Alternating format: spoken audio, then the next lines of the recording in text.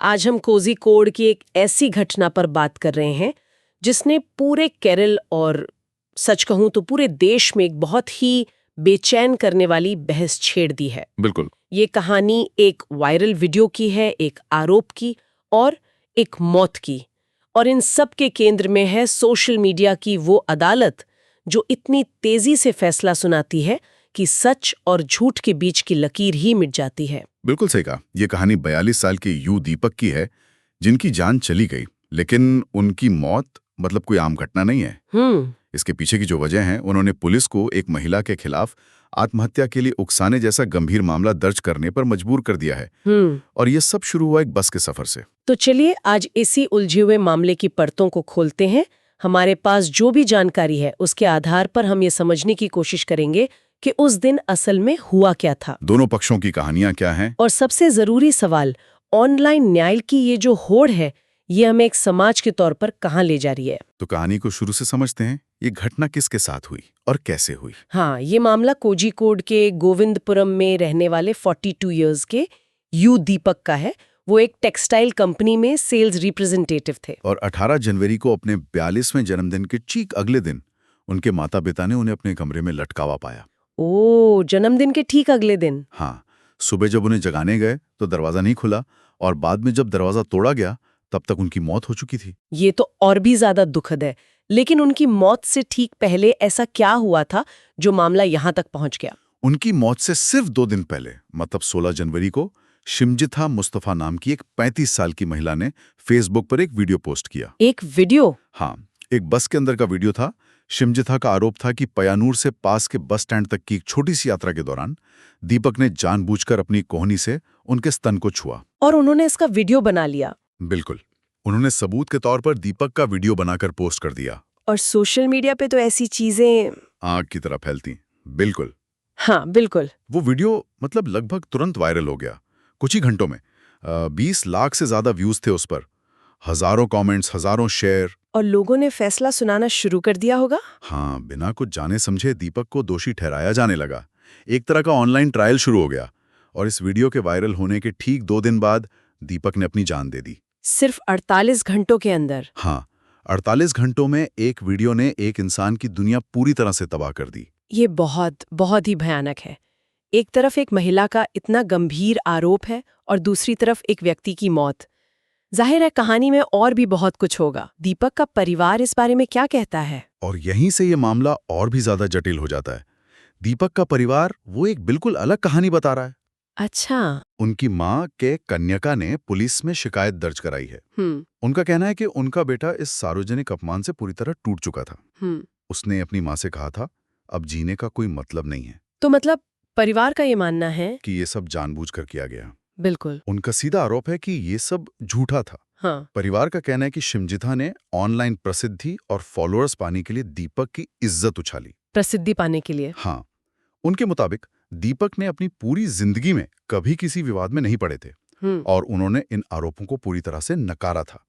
उनकी मां ने तो यहां तक मांग की है कि महिला के खिलाफ हत्या का मुकदमा चलना चाहिए। हत्या का? हाँ, उनके शब्द थे, उस वीडियो ने मेरे बेटे को मार डाला। ये एक माँ के लिए बहुत बड़ी बात है। दोस्तों का क्या कहना है? अक्सर ऐसे मामलों में दोस्तों को इंसान के असली स्वभाव के बारे में पता होता है। बिल्कुल। दीपक के एक दोस्त असगर अली ने बीबीसी हिंदी से बात की।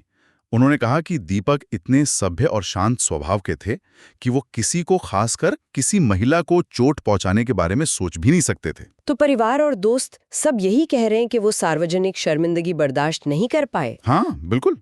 मुझे एक बात समझ नहीं आ रही।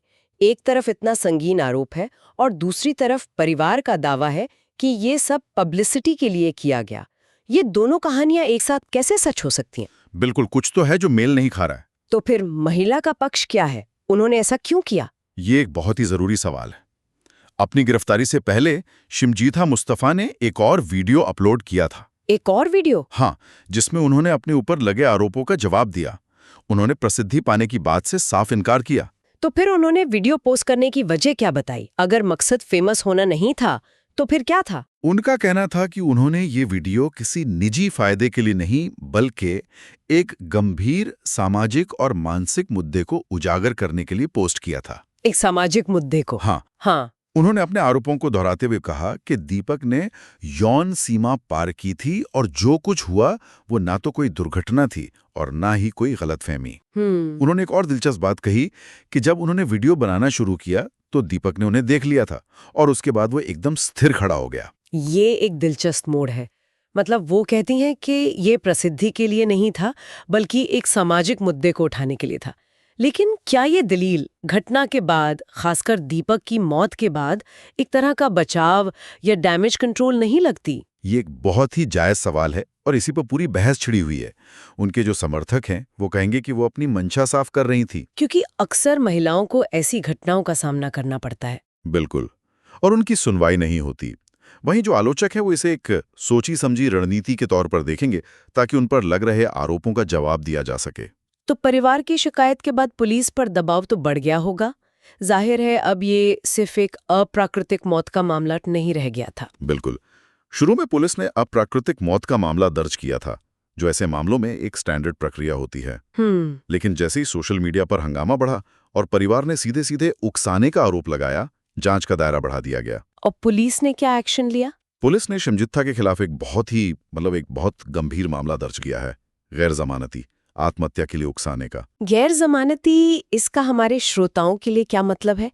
ये कितना गंभीर है? गैर जमानती का मतलब है कि आरोपी को जमानत पाने का कानूनी अधिकार नहीं होता।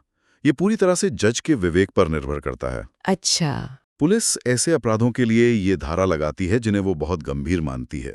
ये दिखाता है कि पुलिस शुरुआती तौर पर इस उकसावे को कितना गंभीर मान रही है। शिमजित्था को हिरासत में लेकर 14 दिनों की न्यायिक हिरासत में भेज दिया गया है। और जांच में क्या क्या हो रहा है? क्या पुलिस सिर्फ आरोपों पर काम कर रही है या सबूत भी जुटा रही है? नहीं, जांच कई दिशाओं में चल रही है। सबसे पहले जो सबसे जरूरी सबूत है वो वीडियो। पुलिस ने शिमजित्था द्वारा शेयर किए गए विजुअल्स को जब्त कर लिया है और उनके फोन की फोरेंसिक जांच की जा रही है। ये देखने के लिए कि वीडियो के साथ कोई छेड़छाड़ तो नहीं हुई? बिल्कुल। क्या वीडियो एडिटेड है या उसमें कुछ हेरफेर किया गया है।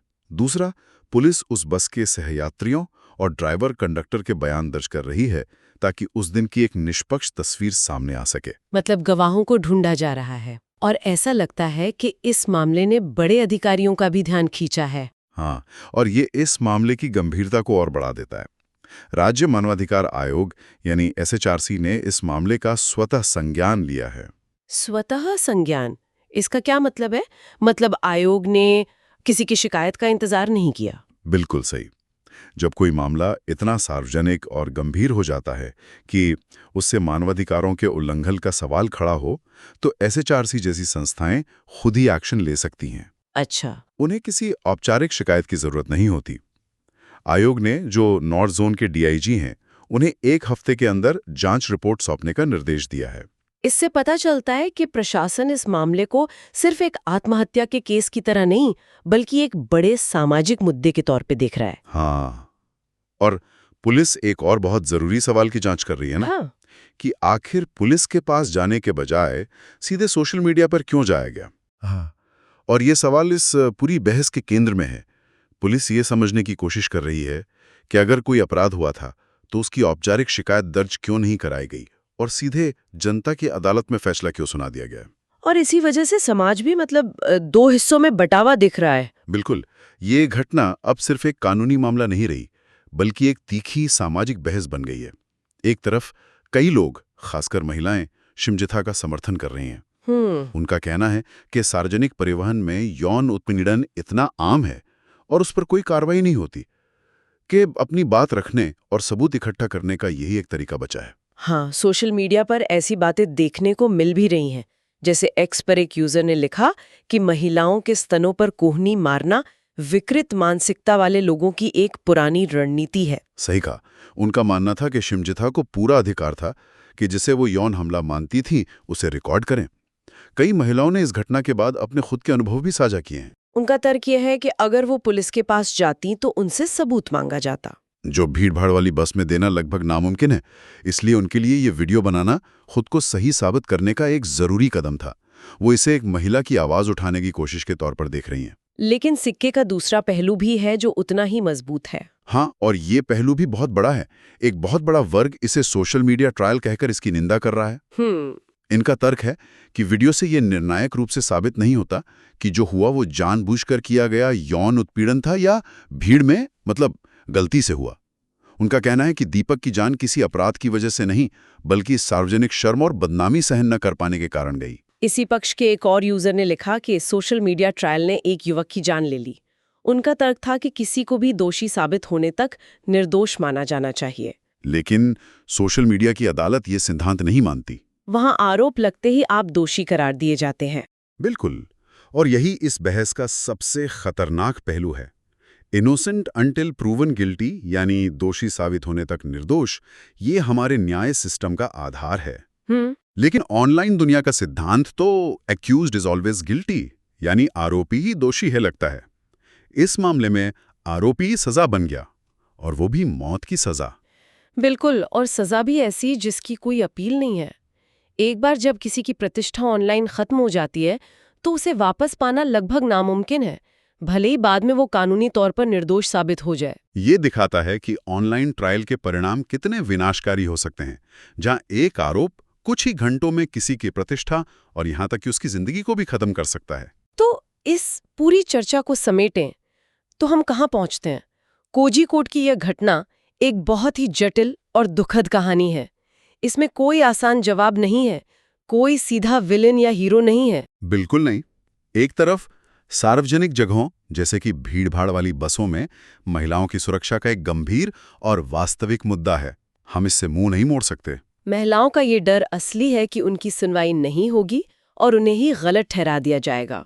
और दूसरी तरफ बिना किसी जांच, बिना किसी सुनवाई के सिर्फ एक वीडियो के आधार पर किसी को दोषी ठहरा दिए जाने का जानलेवा खतरा है। एक ऐसा खतरा जहां भीड़ की अदालत किसी की जिंदगी का फैसला सुना देती है और उस फैसले को पलटने का कोई रास्ता नहीं बचता। ये मामला एक गंभीर याद दिलाता है कि एक स्मार्टफोन का क्लिक जज, जूरी और जल्लाद तीनों की भूमिका निभा सकता है।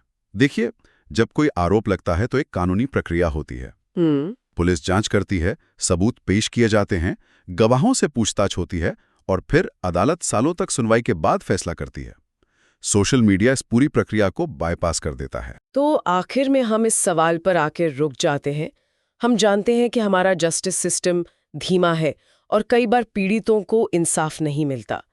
ऐसे में सोशल मीडिया एक ताकतवर हथियार की तरह लगता है जो पीड़ितों को तुरंत आवाज देता है। हाँ, ये बात सही है। लेकिन सवाल ये है कि सशक्त बनाने वाला ये हथियार कब भीड़ के हाथ में लिंचिंग का हथियार बन जाता है, और जब किसी की जान दांव पर लगी हो तो हम इन दोनों के बीच की महीन रेखा कैसे खींचें?